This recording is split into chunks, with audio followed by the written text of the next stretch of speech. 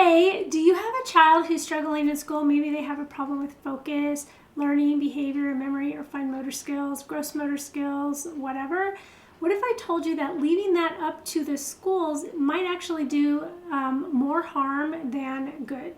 Welcome back. My name is 𝐬𝐮𝐬𝐫𝐞𝐿, and I help you optimize brain health so you can feel calm, focused, and productive every day, you and your child.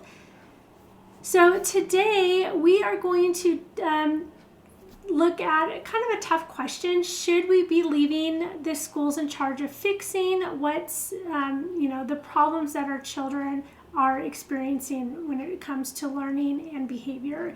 And if your child is in special education or in an at-risk program, you might feel like the school has it covered.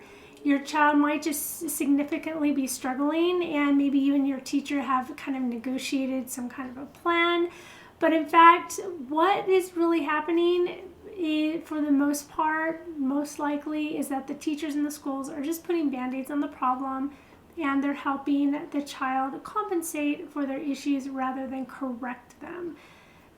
And so this is going to be leading to bigger issues down the line. Most likely, children do not grow out of their problems for the most part. So I want you to stick with me to find out why and what you can do instead. But first, I want to let you know that I am dropping 2 videos a week, Monday and Thursday. Monday's video is along a month topic. This month, we're talking about inflammation. Thursday's video is more about something more thought-provoking. If you have a topic you'd like me to explore, I would do that on a Thursday video, so drop that in the comments. And I also just started a new podcast, which you can see by clicking the podcast tab. So make sure you subscribe and hit that notification bell so you know when that is first to drop. Okay, so let's think about the schools. What can they do? What can't they do? What are they good at? A school, the teachers, they are professionals, and that's why we might assume that they can take care of our problem. Like me, I graduated in California with my master's degree that I had to go to school for 8 years. 4 years for an undergrad, 2 years for general ed, 2 years for my special ed, because I did my degree in deaf and hard of hearing. Then I did a year of math specialist a few years later, and then several years later I came to Utah, and when I happened to be invited to teach at the university, so I went through an school administration program that was another 2 years. So teachers are very knowledgeable and they're very trained. The problem is that we are not trained. We are responsible for growing brains. We are not trained anything in brain development and understanding how does the brain grow. So you would think you would think maybe the kindergarten teachers, the primary teachers might. Sometimes depending on the university, they might kind of dabble in a little bit, but in general, teachers don't know. And they don't know what they don't know. So what they're really good at is learning how to provide information to children. The problem is if we think of a learning ladder, academics and information gathering skills is way up on top. All the other rungs of the ladder are things like muscle tone, our visual system. If our visual system is not developed, it's going to be really hard to read. Our vestibular system, or a sense of balance, a sense of left and right, all those things that you might not think of as being connected to learning is hugely connected to learning. So, and if you take a child who is struggling in school, you're going to find that by and large, these children are also struggling with gross motor skills, fine motor skills, some other things. So you might look at maybe they have a hard time balancing, or they can't jump rope or something like that. And so they are very interconnected. But what happens is all those things used to just develop at home naturally from birth through 4 years old. 5 years old, the kids go to school. They're ready to learn. this, the little Leave It to Beaver classrooms, right? All the kids are sitting and they're responding and they're talking and they're behaving, and it's really easy for them to sit. Also, we always had like students here and there who struggled, but they were like the exception. I remember, I think second, third year I was teaching in Costa Rica, and I had a second grade class, and we had one student who really ADD is, basically what he had, but he was like, had a really great relationship with the principal, and but everybody knew that one kid. Now you go to a classroom, like when I substitute, you go to a classroom and it could be like, seems like half the class, nobody knows, they all have poor fine motor skills, so you can't read anybody's writing. They don't have any self-control, they don't have any executive functioning. It's so different. So the problem is that we have so many kids nowadays, and that's, why? It's because of toxins, our environment, technology, all those things kind of happening together. But the teachers, they're still being taught how to teach kind of in the same ways when the children are not the same anymore. And in fact, the teachers nowadays feel like they have to do like a song and a dance to get the kids to learn anything. But what we really want is we want that child to be able to learn easily. We don't want to just say, oh, finally he was able to learn it. We want learning to come easy for them. We want sitting still and being grounded and relaxed to be easy for them, not something that they have to work at. We want our kids to come home and to be able to do their homework without fighting and tears and not being able to put words on paper. So we have to approach this from a whole different perspective. That teachers are not going to fix that problem. They're going to be able to modify assignments, make them shorter, give them smaller numbers, less problems or whatever, longer time on task. They're going to be able to do those types of things. They're not going to be able to fix the problem. What is going to fix the problem, or what is the problem? The problem really is brain inflammation. Chronic brain inflammation, maybe from being in the, since they were in the womb, maybe since shortly after birth, maybe since childhood. Maybe there's a traumatic brain injury from a car accident. I mean, I had one of those students. So, but and that causes inflammation. So there's inflammation happening.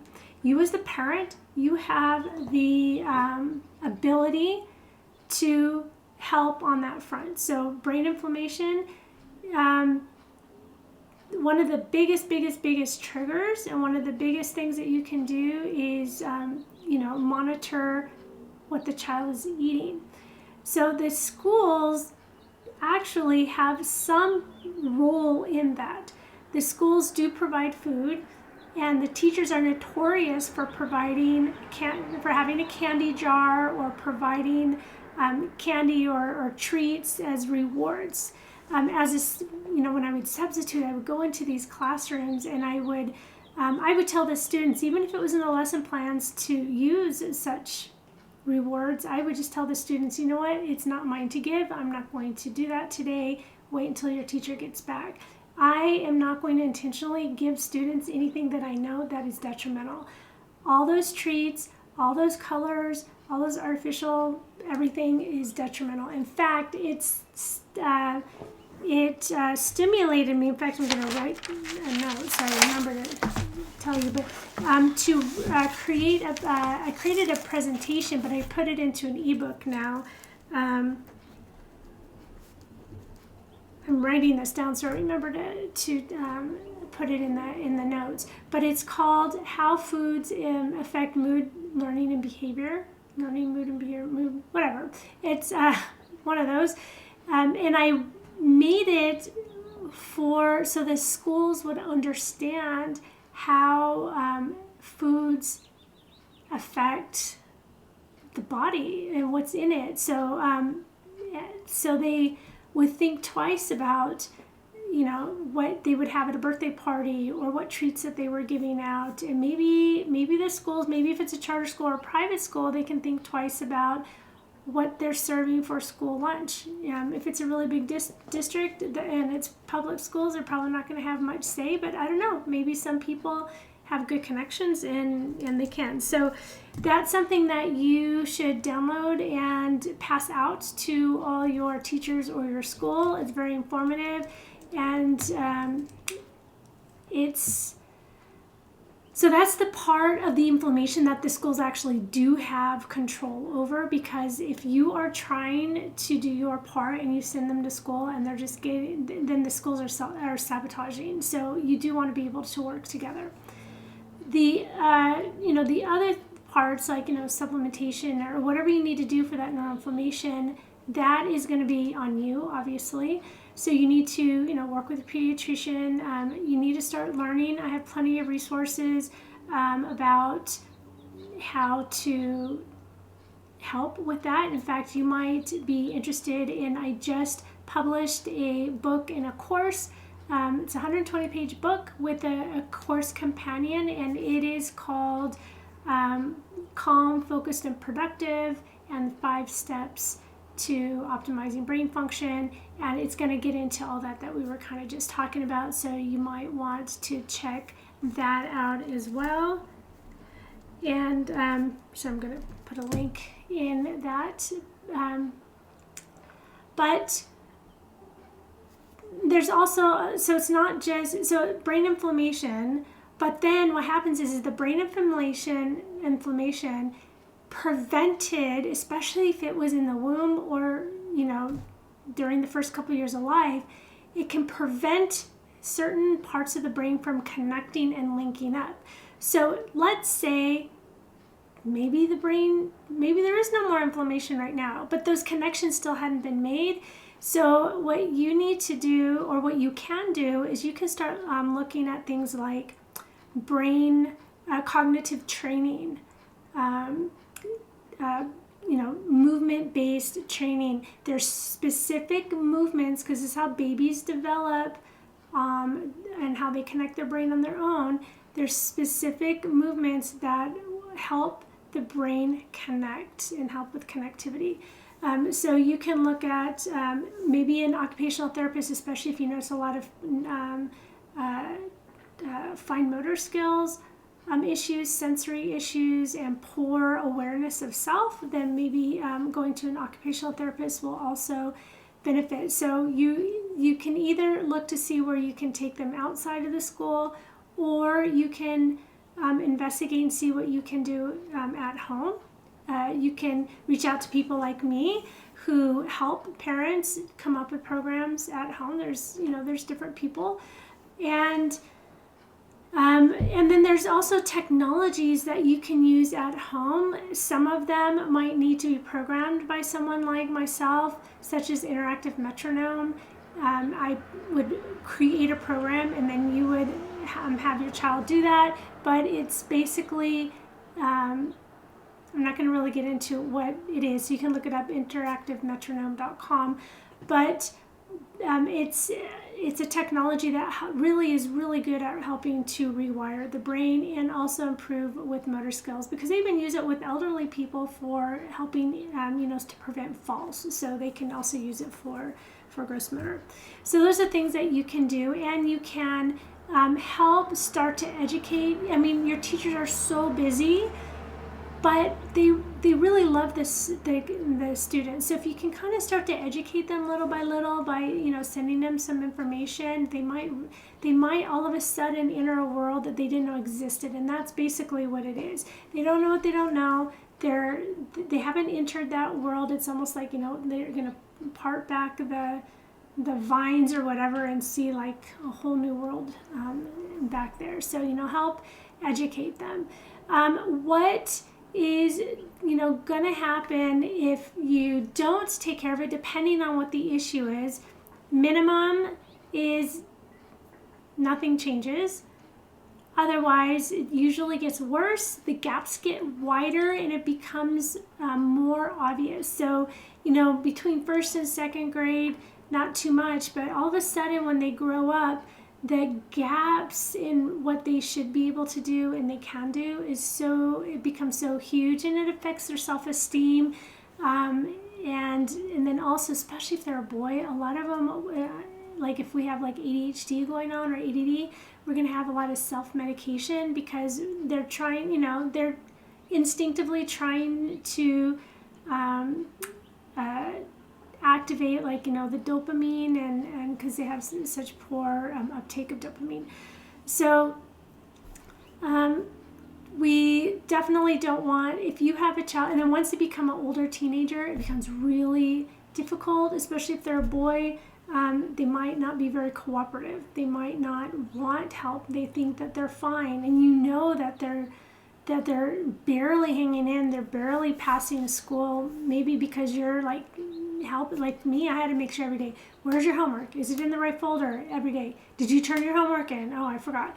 You know, just that kind. And then my son kind of barely passed just because I was like on top of them, but it's not very functional. It's frustrating, it's time consuming, and there's a lot of tears, especially when they're little. There are a lot of tears when they can't get their thoughts on paper and can't write their homework. So if this is resonating with you, it's time to take action. Don't wait for your schools to fix the problem, because they're not going to.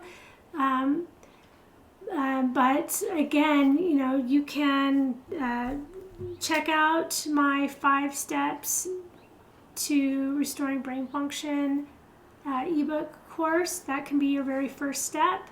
You can look at many other videos that I already have here on YouTube.